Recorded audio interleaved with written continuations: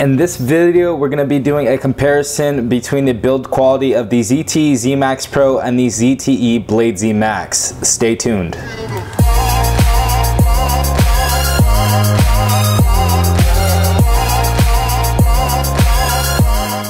What is up everyone, TechRight here, back with another video for you guys today. Now we're going to do this comparison based off of the build. Now I know a lot of you were asking questions, how's the build of the ZTE Blade Zmax compared to the Zmax Pro? You know, a lot of people were asking about that, and you know, they're about to upgrade, so they want to see if it's, you know, more premium, if it's thinner, if anything has happened. So definitely there is stuff that has happened, and an obvious thing that you can see straight off the bat is the fingerprint sensor is right here, and the camera isn't actually above the fingerprint sensor anymore. The camera is all the way at the top left corner. Now I actually like the design better on the ZTE Blade Zmax, better than the ZTE Zmax Pro, because I just like the thinner camera up there. You know, I just like it in the left corner, just, you know, tucked away. I don't really like it like just a huge camera right above the fingerprint sensor, because you can also block the LED flash as well, because that's in between the fingerprint sensor and the camera. But yeah, we have different placement of the cameras. Now going on to the actual fingerprint sensor, if you guys see right here, we do have a silver trim. Now on the ZTE Zmax Pro, we had a rose gold trim right here. You can also see those trim and accents along the edge of the power button and the volume up and down buttons. But I love the style. They changed it. They changed it a lot. We do have a silver trim. We have black and silver on the ZTE Blade Zmax, which I think is a nicer colorway. I did like the rose gold trim, but I think it's a nicer colorway than the rose gold trim. Now going to the back of the device, something obvious that you guys have seen is obviously we have a honeycomb texture. We just received this on the Blade Zmax. I'm liking this way better than the smooth backing on the ZTE Zmax Pro. We have this kind of satin blue color. I'm definitely messing with the black though. Very nice, very subtle. I didn't really like this texture at all. It was nice for the first few months, but it just got, you know, it just got boring after a while. But I'm liking the black on this device. So going into speakers, as you see on the Zmax Pro, we had these tiny holes that made our speaker. It made it sound kind of tinny. Both of the speakers on this device aren't too good. That is one thing that I think ZTE should take into consideration on fixing on their next budget handset, or any of their handsets at all. I think the Axon 7 is an exception to that. I think that has good volume. But yeah, we have a difference between there. We have the small little holes in the body, and we have big holes in there now. We have the just 5 holes inside of here.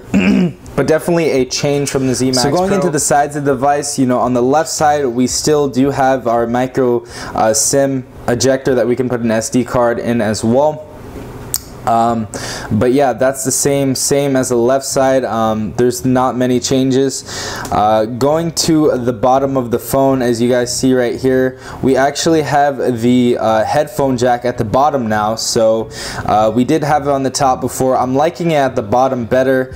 I know a lot of people might mess up their headphones now because they lay down and put the headphone cord either on their stomach or on their bed.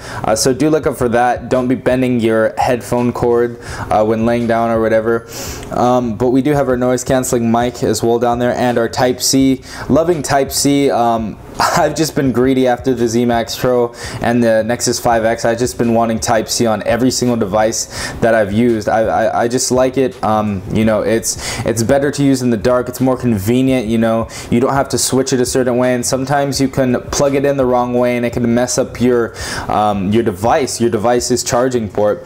But I'm liking the Type-C on here, and we do have Quick Charge 2.0 on the ZTE Blade Zmax. So if you guys didn't know that, your device charges hella quick. But going back to the top of the device, as you see on the ZTE Zmax Pro, we have our headphone jack at the top. We still have our noise cancelling mics. Now, something that you guys can notice right away is that we do have a like rounded type thing. This kind of bends up a little. It's kind of reminiscent of the LG G5 or LG G4, whatever. It kind of curves. It does have that rounded back, and the thing I do like about the ZTE Blade Zmax, it is actually a way thinner foam, and it is actually doesn't have that rounded back, and when you put it flat on the ground, it's flat, and this, it kind of rocked. So that's something that I like that they changed about the device. Definitely made this kind of a more modern flat style, kind of like an iPhone. I'm not sure if it's like 100% as thin as an iPhone, but it's definitely thinner than the ZTE Zmax Pro. Now going to the right side of the device, we do have a volume rocker right here. Now they took the same thing from the Zmax Pro and put that space in between there. I love it. I love when they do this. I love when they put a space in between it. I hate those single volume rockers. I really don't like that. But yeah, these are clicky and tactile. I love both of them. Also, to make you know that this is actually the power button, they did the same thing that they did on the Zmax Pro, and they put that metal texture on here.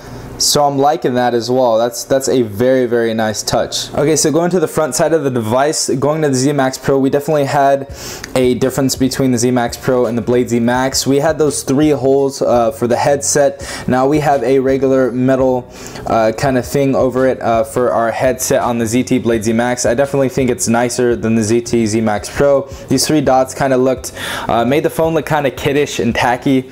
We also still have our camera on the left side of our headset.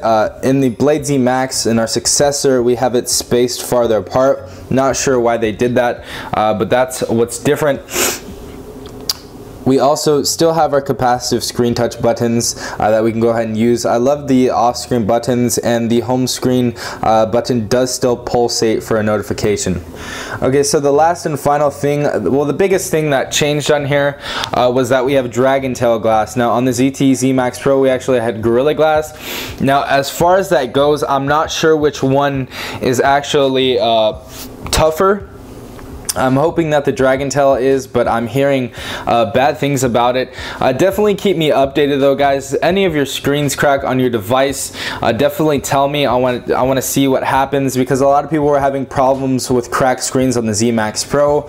But yeah, these both have 1080p screens. I think 377 ppi, so both same pixel density, same screen density. I definitely think that the ZTE Blade Zmax looks better though. The screen definitely looks better on the ZTE Blade Zmax. The reason why I'm saying that is because I compared the wallpapers to each other. I use the same wallpapers on the ZTE Blade Zmax as I did on the Zmax Pro, and this definitely looked way better. I do not know why, for whatever reason. I don't know if they use different things to make it, but I think that it is better than the ZTE Zmax Pro. But yeah, guys, that was the comparison between the ZTE Zmax Pro on the ZTE Blade Zmax. I hope you guys did enjoy this video. Please leave a like if you guys did enjoy this video, as well as subscribing if you are not a part of the TechRight fam. This has been TechRight, everyone. I hope you're having an amazing day wherever you are. Peace out, guys.